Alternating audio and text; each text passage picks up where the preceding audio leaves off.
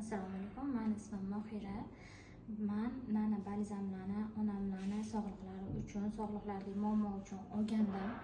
Men u mahsulotlarni onamga olib berganimda menga Garmoniya Lux'ni o'zimga qo'shib berishgandi.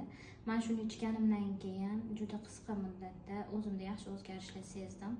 Menda shunaqa muammo bor edi. Farzandli bo'lish va farzandli homila bo'lgandan keyin homilani saqlab qolish muammosi borardi. Qonim quyilib, homilador bo'lishim bilan farzand nobud bo'lib qolaverardi, o'smay qolardi. Shu muammo bilan kelgandim.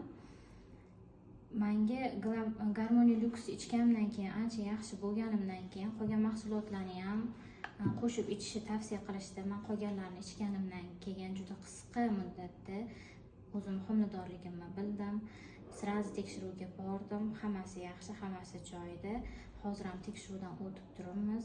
Qonlarim suyuq, homila ham yaxshi o'sib, yaxshi rivojlanib kelyapti deb aytishdi. Sizlarga ham shu mahsulotlarni olishni tavsiya qilardim.